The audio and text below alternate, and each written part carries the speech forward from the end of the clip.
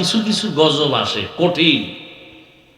এটা রসুলের হাদিস, দুইটা অন্যায় করলে শাস্তি মরার আগেই হবে, এমন কঠিন দুইটা অন্যায়। শাস্তি কি মরা? কথাগুলো মনে রাখবেন। এক নাম্বার অন্যায়, জুলুম যারা করবে এদের শাস্তি মরণের আগে। এই জুলুম তিন প্রকার: আল্লাহর সাথে জুলুম করা, নিজের সাথে জুলুম করা, অন্যের সাথে জুলুম করা। যেমন হাদিসে একটা ঘটনা আছে, আপনারা অনেকে শুনে থাকবেন। আল্লাহর এক বান্দি জীবন ভর নেক আমল করেছে, ভালো আমল, নারী না পুরুষ। হঠাৎ একদিন তার জীবনের শেষ ভাগে ঘরের মধ্যে বিড়াল ঢুকছে। রাগে বিড়ালটাকে খাঁচায় আটকায় দিছে। নিজেও খানা দেয় না, অন্যের ঘরে গিয়ে খাবে সে সুযোগও দেয় না। বিড়ালটা না খেয়ে কষ্ট পেয়ে ধুকে ধুকে মরে গেল। নবীজি বলেন, গাইবি আওয়াজ আসছে, তোমার জীবনের সব আমল বরবাদ হয়ে গেছে। বিড়ালের সাথে যদি জুলুম করলে এই অবস্থা হয়। যারা মানুষ মারে, যেই ছাত্র শিক্ষকের সাথে জুলুম করে মোবাইলের কারণে, যেই সন্তান মা বাবার সাথে জুলুম করে শুধু মোবাইলকে কেন্দ্র করে, এ তো বিড়ালের সাথে জুলুমের শাস্তি। পিপিলিকার সাথেও জুলুম করলে শাস্তি মরার আগেই হবে। আল্লাহর সাথে জুলুমের শাস্তি, জুলুম, আল্লাহর সাথে জুলুমের নাম শিরিক। ইন্নাশ শিরকা লাযুলমুন আযীম। আবার এই শিরিকের মধ্যে কিছু মারাত্মক শিরিক আছে। যেমন, খুব খেয়াল করবেন, আল্লাহ যেমন সন্তান দিতে পারেন, আমার পিসা হুজুরেও পারেন। কি আউযুবিল্লাহ না নাউযুবিল্লাহ? এরকম আকীদা অন্তরে রাখে এরকম কোন ভক্ত বৃন্দ দুনিয়াতে নাই। এটাও কি শিরিক। আল্লাহ যেমন গায়েবের খবর জানেন, আমার পীর সাহেব হুজুরও গায়েবের খবর জানেন। এটাও কি? কিন্তু এই শিরিকের মধ্যে কিছু শিরিক আছে, শিরকে আকবার। আর এক শিরিক হলো শিরকে আসগর, ছোট। আর এটাকে ভিন্ন নামে বলে শিরকে জলি, শিরকে খফি। এটাকে আর এক নামে বলে শিরিক ফি জাত, শিরিক ফি সিফাত। আচ্ছা, আমি কিন্তু এই মুখস্থ করে আসছি বয়ান করব, আর আমার আয়াতের বয়ান এটাও না। আমি সে আয়াতে ঢুকিই নাই, তর্জমা বলি নাই। আমার আয়াতের বয়ান হলো সামনে হজ আসতেছে, সেই বিষয়ে কিছু কথা বলবো। কিন্তু এই লাইনের রুগী বোধহয় এলাকায় কিছু আছে বিদায় আল্লাহ আমার থেকে সে কথাগুলো বের করতেছেন, আমার ধারণা। এক দলের হেদায়েত মনে হয় শুরু হয়ে গেছে। এই যে এই এক ভাই উঠতেছে, ওই একজন যাইতেছে, মানে হেদায়েত পেয়ে গেছে বয়ান শুরু হওয়ার আগেই। বড় বড় বুজুর্গ তো বিড়ি টেনে আইসে, আবার গিয়ে বিড়ি টানল, হেদায়েত হয়ে গেছে। আর বয়ে বয়ে হুজুর মাপে, কয় ভাই তোমার দাওয়াত কা আলহামদুলিল্লাহ, কয় তোমার বাড়ি, কয় নাউজুবিল্লাহ। শুরু করতে পারলাম না, এর মধ্যে ব্যারাম শুরু হয়ে গেছে। এর ডবল মানুষ দোকানে ঘুরতেছে, মাইকের আওয়াজ শুনতেছে, ঘুরতেছে দোকানে। কারণ আজকের এই সুযোগ বছরে একবার, হেলায় হারানো যাবে না। কত জনার সাথে মিস কলের আজকে তারিখ, মোলাকাত হবে। মহিলা প্যান্ডেল তওয়াফ করে একদল যুবক, বাইতুল্লাহর কপাল নাই তো তওয়াফ করা, এজন্য মহিলা প্যান্ডেল তওয়াফ করে। ওদিকে কবে যাব, সুযোগ পাইলাম এই উসিলায় মহিলা প্যান্ডেল তওয়াফ করি। আছে না নাই? আল্লাহ হেদায়েত দান করুন। এই শিরিকের মধ্যে মারাত্মক শিরিক,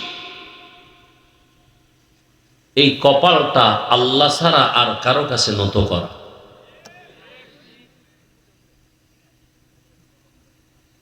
বট গাছের কাছে নত করে, একটা মূর্তি বানায় নত করে, এটা হলো কঠিন শিরিক, মারাত্মক। এটার শাস্তি কি? কয় যে কপালটা আর এক জায়গায় ঠেকাইছে ওরেও জাহান্নামে দিবে, যার কাছে ঠেকাইছে তাকেও দিবে।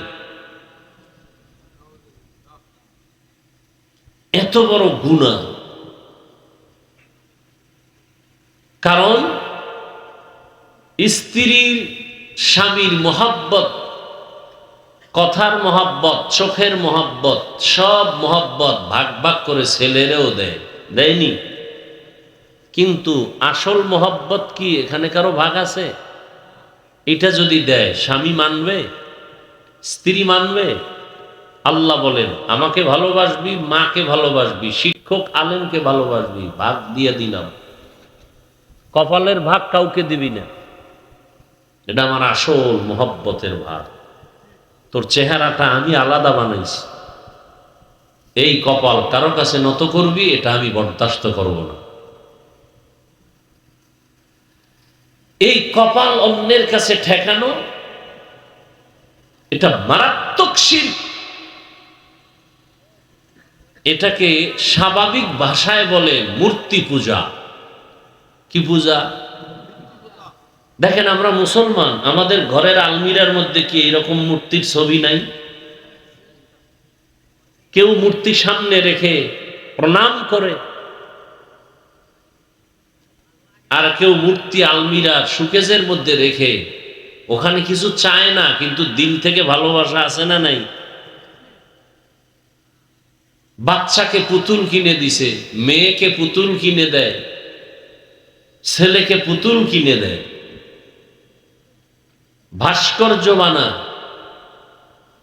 এরপরে ছবি টানা, রাস্তার মোড়ে মোড়ে মোড়ে মোড়ে ছবি টানা, এটাও মূর্তি পূজার নামান্তর। جعل الشمس والقمر بحسبان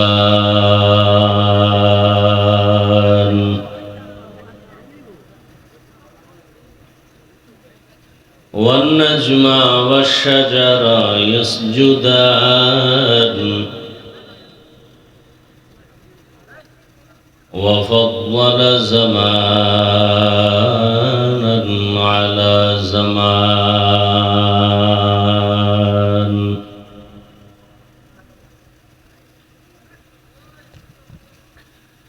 كما فضل مكانا على مكان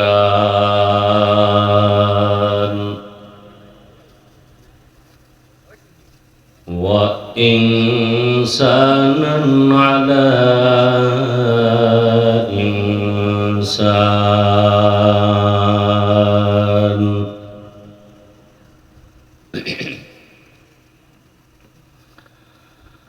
ونشهد أن لا إله إلا الله وحده لا شريك له لا ضد له ولا ند له ولا مثل له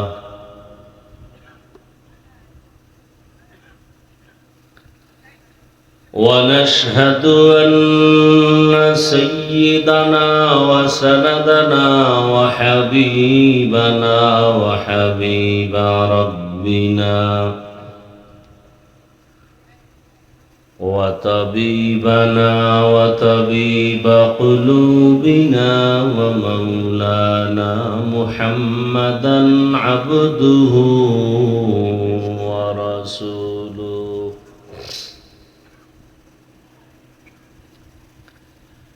اللهم صل على محمد النبي الأمي وعلى آله وسلم تسليما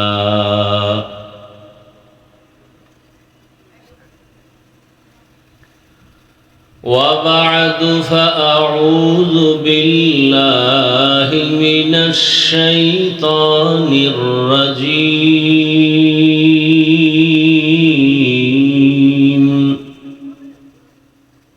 بسم الله الرحمن الرحيم.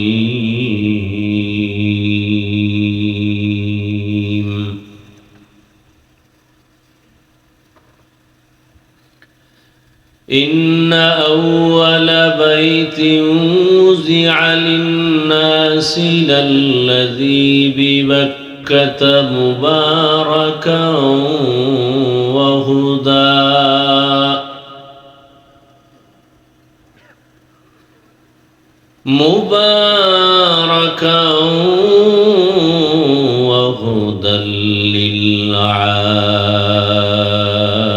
للعالمين.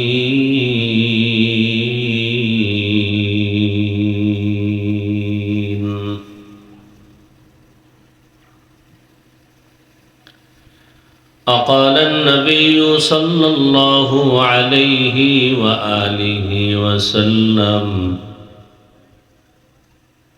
الدنيا خلقت لكم وأنكم خلقتم للآخرة.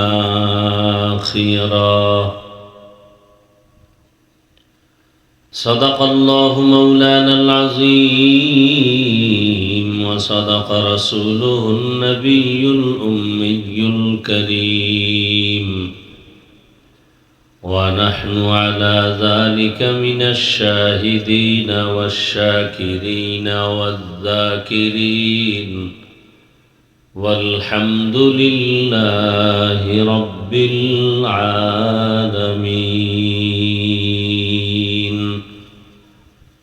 سبحانك لا علم لنا إلا ما علمتنا، إنك أنت العليم الحكيم.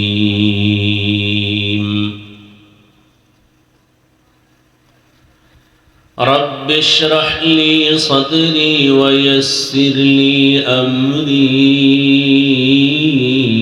واحلل عقدة من لساني يفقه قولي.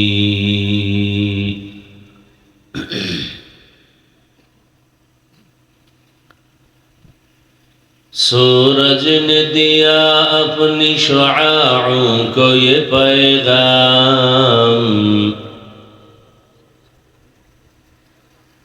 सूरज ने दिया अपनी शुआओं को ये पैगाम। दुनिया है अजब चीज़, को भी सुबह को भी शाम। दुनिया है अजब चीज़, को भी सुबह को भी शाम।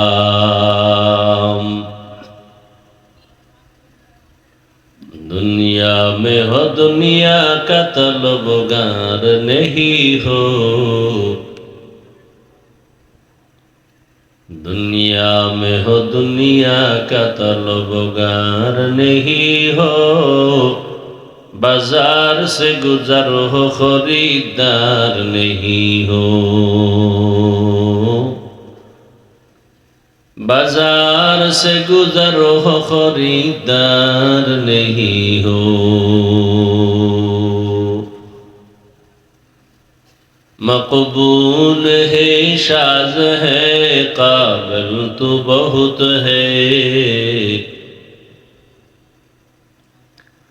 मकबूल है शाज़ है काबिल तो बहुत है। आए ना के मानिंदे तू नहीं दिल तो बहुत है, आए ना के मानिंदे तू नहीं दिल तो बहुत है।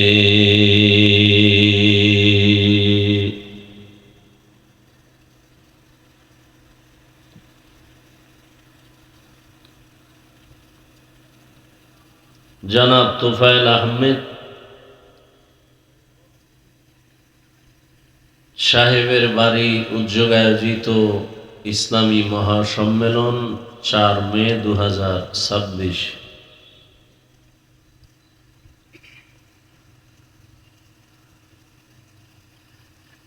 সভাপতি জনাব এস এম ফেরদৌস আহমেদ সাহেব,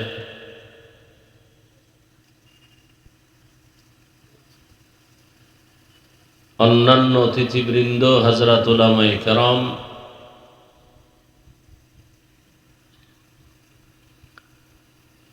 অত্র অঞ্চলের বিভিন্ন স্থান থেকে আগত আল্লাহ পাকের আশিকিন, জাকিরিন, শাকিরিন, মুহিব্বিন, মুরব্বিয়ান এজাম, কলিজার টুকরা আমার সমবয়সী যুবক বন্ধুগণ, স্নেহের ছোট ভাই, পর্দার আড়ালে মা ও বোনেরা, আল্লাহ পাক রব্বুল আলামিনের দরবারে শুকর যে আল্লাহ আমাদেরকে সুস্থ রেখেছেন, আলহামদুলিল্লাহ।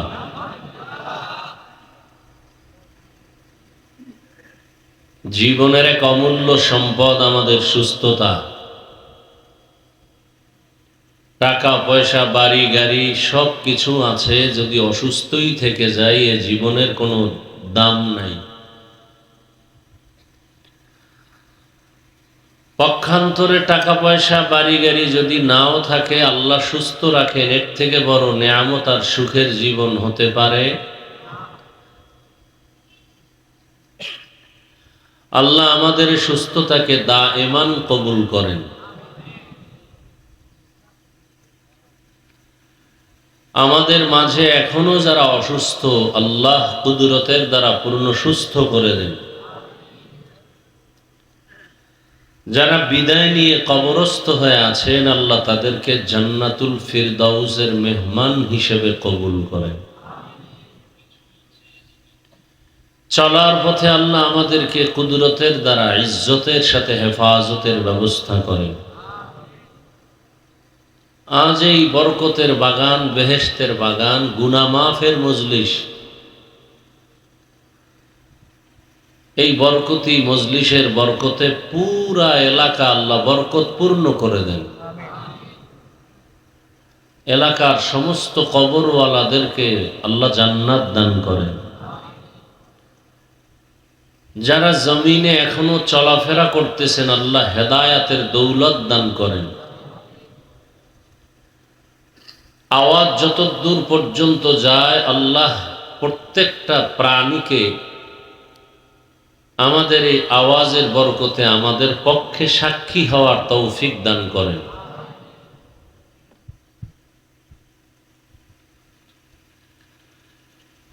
অনেকে ওয়াজের নামে আসছে, কিন্তু ওয়াজের এই বেহেশতের প্যান্ডেলে ঢুকতে পারেনি।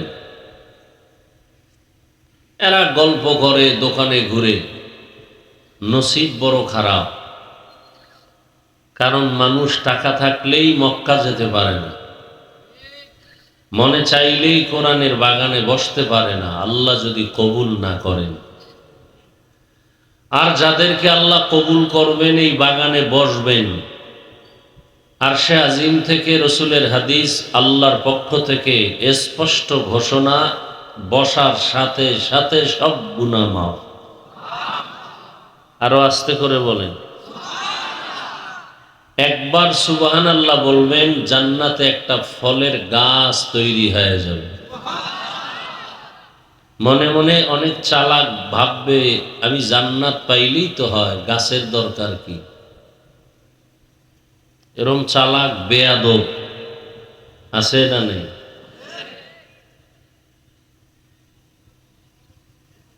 ওদিন বোঝা যাবে জান্নাত পেয়ে গাছের কি প্রয়োজন।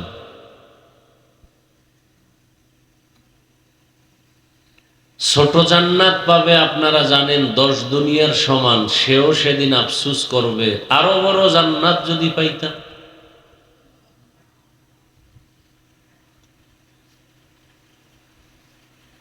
দুনিয়াতেই তো দেখেন, মানুষের পেটের ক্ষুধা নিবারণ হলেও চোখের ক্ষুধা নিবারণ হয় না। যার খেরের ঘর, সে চায় কি ঘর হোক? টিনের ঘর হোক।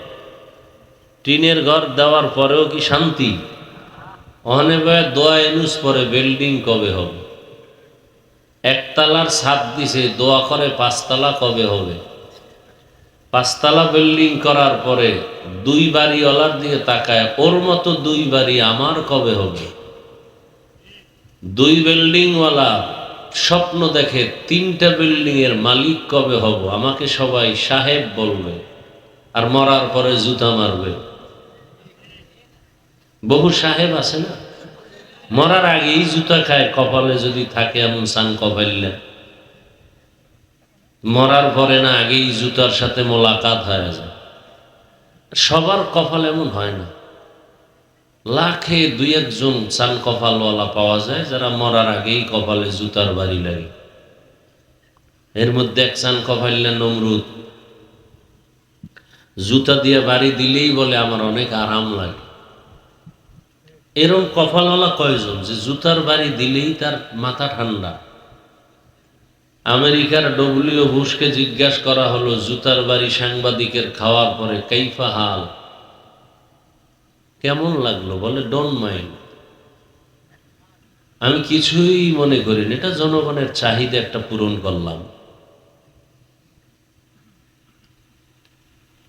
যার লজ্জা শরম নাই ও বাজারে গিয়ে ল্যাংটা হলেও মনে করে যে এখনো ইজ্জত 50 বাকি আছে। এই জন্য 1500 বছর আগে রসুল বলেছেন লা ইমানা লিমান লা হায়া আলা, যাদের লজ্জা নাই ওদের ইমান নেই। লজ্জা কমছে না, এই জন্য আমগো সামনে অনেকে বিড়ি টানে, শিক্ষকের সামনে ঘড়ি হাতে দেই না এখনো, শুধু বয়ানে উঠছি টাইমটা দেখার জন্য, তাও ডান হাতে বসছি।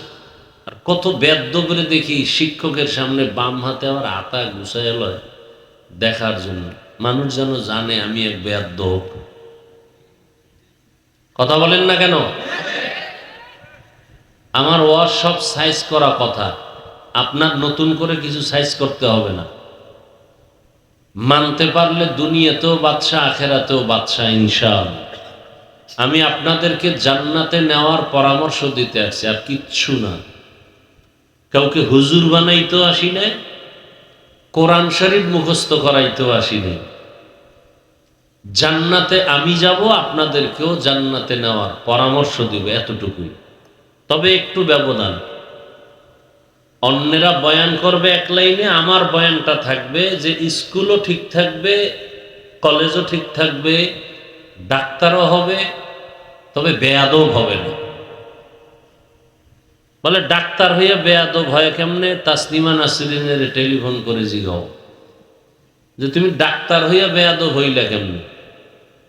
প্রফেসর হয়ে বেয়াদব হয় কেমনে? কবরের পাশে গিয়া নাস্তিক আহমদ শরীফকে জিজ্ঞাসা করো, ঢাকা কলেজের প্রফেসর নাস্তিক।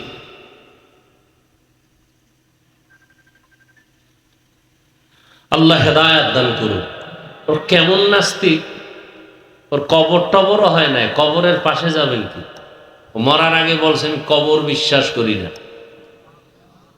তা আল্লাহ কবুল করে ফেলাইছে। এই জন্য কথা বলতে খুব সাবধান, কখনো কথা কবুল হয়ে যায় বলা যায় না। কয় আমি যেন তোর মুখ না দেখে মরি, কবুল হয়ে গেল মুখ না দেখেই মরবা। এই জন্য বরদোয়া করা নিষেধ, নিজের উপরেও অন্যের উপরেও। হাসতে হাসতে মা সন্তানের কয় তুই পঙ্গু হইয়া মরতে পারতি, মানে এত জ্বালায়, বাচ্চারা একটু কষ্ট দেয়, দুষ্টামি করে, মা ওইটা অত গভীর ভাবে বলে না, কিন্তু মহিলাদের এই অভ্যাসটা আছে, তুই পঙ্গু হয়ে মর।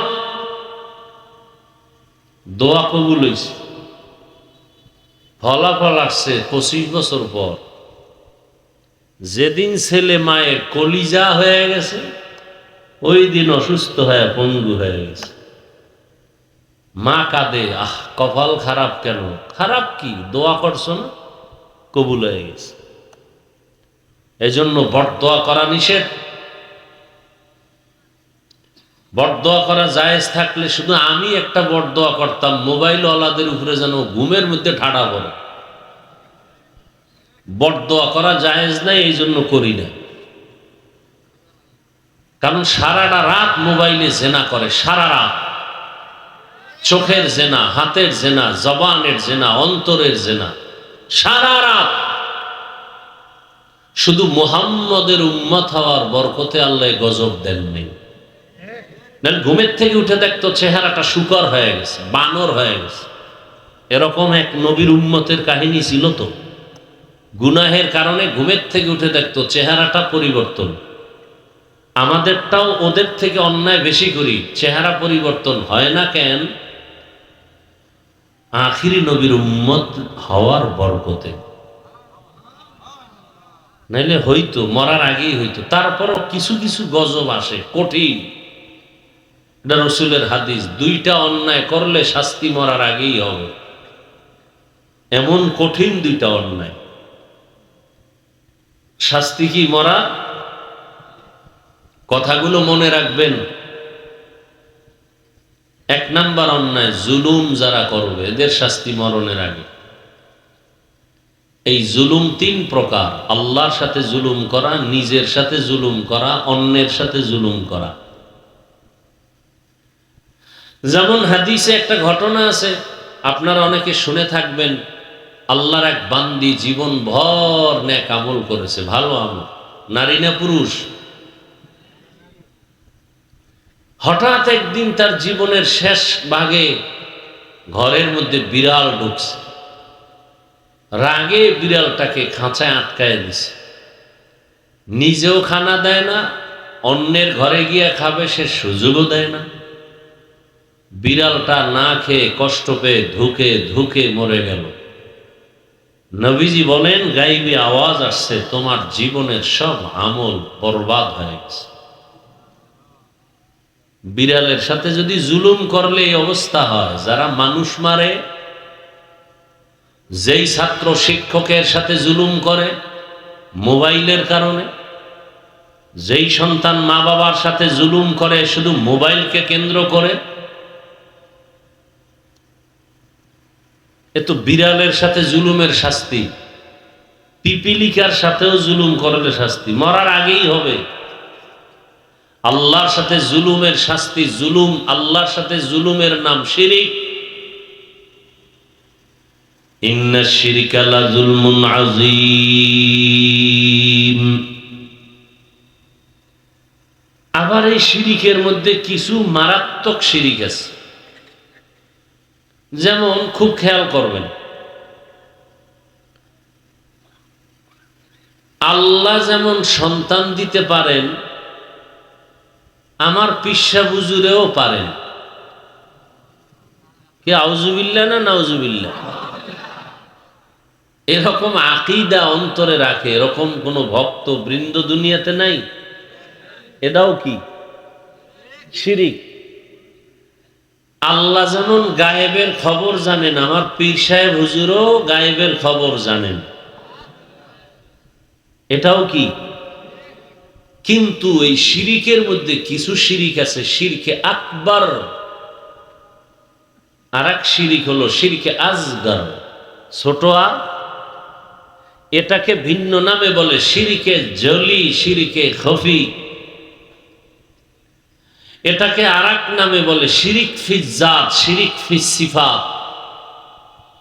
আচ্ছা, আমি কিন্তু এই মুখস্থ করে আসছি বয়ান করব, আর আমার আয়াতের বয়ান এটাও না। আমি সে আয়াতে ঢুকিই নাই, তর্জমা বলি নাই। আমার আয়াতের বয়ান হলো সামনে হজ আসতেছে, সেই বিষয়ে কিছু কথা বলবো। কিন্তু এই লাইনের রুগী বোধহয় এলাকায় কিছু আছে বিদায় আল্লাহ আমার থেকে সে কথাগুলো বের করতেছেন, আমার ধারণা। এক দলের হেদায়েত মনে হয় শুরু হয়ে গেছে। এই যে এই এক ভাই উঠতেছে, ওই একজন যাইতেছে, মানে হেদায়েত পেয়ে গেছে বয়ান শুরু হওয়ার আগেই। বড় বড় বুজুর্গ তো বিড়ি টেনে আইসে, আবার গিয়ে বিড়ি টানল, হেদায়েত হয়ে গেছে। আর বয়ে বয়ে হুজুর মাপে, কয় ভাই তোমার দাওয়াত কা আলহামদুলিল্লাহ, তোমার বাড়ি, কয় নাউজুবিল্লাহ। শুরু করতে পারলাম না, এর মধ্যে ব্যারাম শুরু হয়ে গেছে। এর ডবল মানুষ দোকানে ঘুরতেছে, মাইকের আওয়াজ শুনতেছে, ঘুরতেছে দোকানে। কারণ আজকের এই সুযোগ বছরে একবার, হেলায় হারানো যাবে না। কত জনার সাথে মিস কলের আজকে তারিখ, মোলাকাত হবে। মহিলা প্যান্ডেল তওয়াফ করে একদল যুবক, বাইতুল্লাহর কপাল নাই তো তওয়াফ করা। এজন্য মহিলা প্যান্ডেল তওয়াফ করে যে ওদিকে কবে যাব, সুযোগ পাইলাম এই উসিলায় মহিলা প্যান্ডেল তওয়াফ করি। আছে না নাই? আল্লাহ হেদায়েত দান করুন। এই শিরিকের মধ্যে মারাত্মক শিরিক, এই কপালটা আল্লাহ ছাড়া আর কারো কাছে নত করা।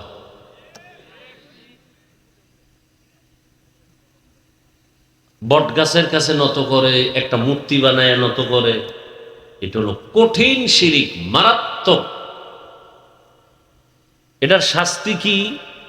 কয় যে কপালটা আর এক জায়গায় ঠেকাইছে ওরেও জাহান্নামে দিবে, যার কাছে ঠেকাইছে তাকেও দিবে। এত বড় গুনাহ। কারণ স্ত্রীর স্বামীর মহাব্বত, কথার মহাব্বত, চোখের মহাব্বত, সব মহাব্বত ভাগ ভাগ করে ছেলেরেও দেয়, দেয়নি? কিন্তু আসল মহাব্বত কি এখানে কারো ভাগ আছে? এটা যদি দেয় স্বামী মানবে? স্ত্রী মানবে?